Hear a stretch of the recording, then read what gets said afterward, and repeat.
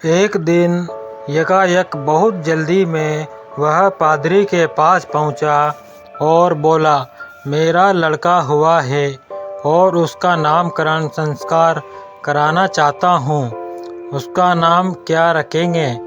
अपने पिता के नाम पर पिन। और गवाह कौन होंगे? थोड़ी ने अपने पेरिस के कुछ प्रसिद्धतम सज्जनों और महिलाओं के नाम गिना दिए। अच्छा, और कुछ? पादरी ने सर ऊपर उठाकर तोड़ कुछ देर हिचकिचाने के बाद बोला, मैं चाहता हूँ यही गिरजे में लाकर उसका नाम रखने की रस्म अदा की जाए, यानी इसी हफ्ते में किसी दिन। हाँ, अगले शनिचर को 12 बजे दोपहर को। ठीक, और कुछ? पादरी ने पूछा। नहीं तो कहकर थोर ने अपनी टोपी उठा ली और उसे लपेट सी देते हुए चलाने का उपक्रम किया। पादरी उठा। हाँ, अभी एक बात बाकी है। और थोड़ी की तरफ बढ़ा और उसका हाथ पकड़कर और गंभीरतापूर्वक उसकी आंखों में अपनी दृष्टि गड़ाते हुए बोला, ईश्वर करे तुम्हारा बेटा तुम्हारे लिए वरदान सिद्ध हो। 16 वर्ष बाद आज थोड़ फिर पादरी के पास आया था। ओ बागई थोड़, तुम अपनी जिंदगी बड़े मज़े में बिताते हो, पादरी ने कहा, क्योंकि आज 16 वर्ष बाद भी उसने तोड़ में रत्ती भर भी कोई परिवर्तन नहीं पाया, क्योंकि मुझे कोई तकलीफ नहीं है। तोड़ ने इस उत्तर में संतोष और प्रसन्नता की सुगंध थी। पादरी चुप रहा, पर कुछ क्षणों बाद फिर पूछा, कहो आज क्या खुशी की खबर है? कल मेरा बेटा नौकरी पर मुस्तकिल हो जाएगा।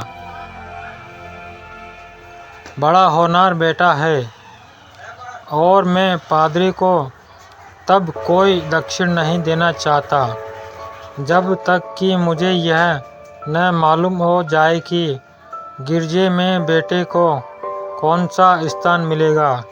उसे सबसे अगली जगह मिलेगी। अच्छा, तो फिर ठीक है, लीजिए यह $10 और कुछ मेरे योग्य सेवा। पादरी ने डॉलर लेकर तोड़ की तरफ टकटकी लगाकर पूछा, और तो कुछ नहीं, सब कृपा है आपकी। तोड़ चला गया और भी 8 वर्ष निकल गए।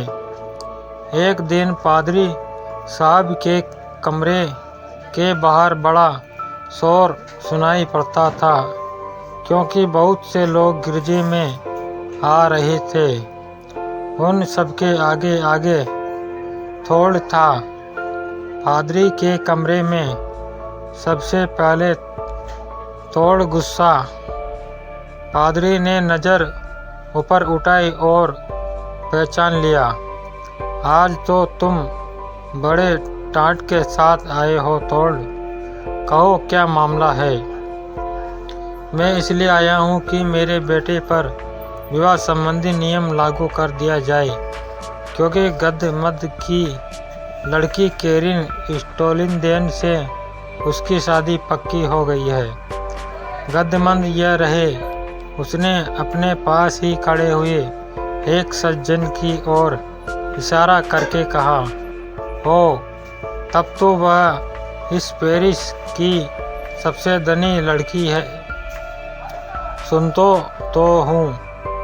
तोड़ ने हाथ से सिर के बाल ऊपर करते हुए कहा। कुछ देर तक पादरी चुप बैठा रहा, जैसे गहरे विचार में तल्लीन हो।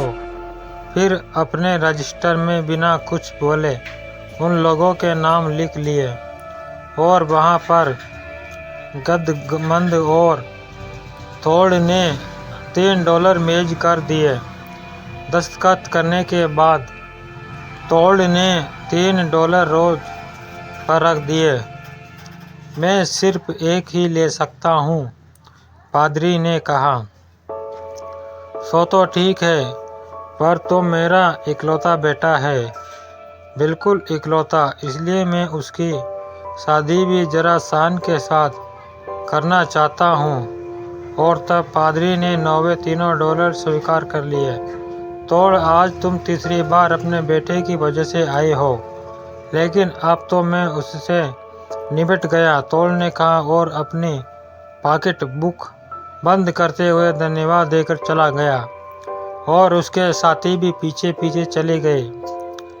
एक पखवाड़े के बाद दिन बहुत अच्छा लग रहा था। नाव में बाप बेटे झील पार कर रहे थे। वे स्टोलिंदेन को बयाने जो जा रहे थे। अरे, यह जगह तो खतरनाक है। पिन से अपनी सीट को सीधा करने के लिए उस पर से उठते हुए तोड़ ने कहा, जिस जगते पर पिन खड़ा हुआ है वह उसी क्षण उसके पैरों तले से खिसक गया। उसने हाथ फेंके चिल्लाया और पानी में जा गिरा। थोड़ चीखा, ले यह पतवार पकड़ ले, और फौरन खड़े होकर उसने पतवार पिन की तरफ फेंकी, किंतु पिन के हाथ में पतवार नहीं आई। उसने बहुत तेरी कोशिश की और वह थक कर अकड़ने भी लगा।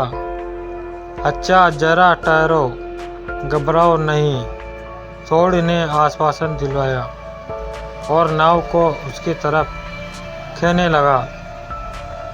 तब तक बेटे ने पलटा खाया, एक आंसू भरी नज़र से अपने बाप को देखा और गड़प हो गया। तोड़ को अपनी आंखों पर विश्वास नहीं हो रहा था। नाव को एक ही जगह रोके हुए वह जगह को एकटक देखता रहा जहां अभी अभी पिन डूबा हुआ था।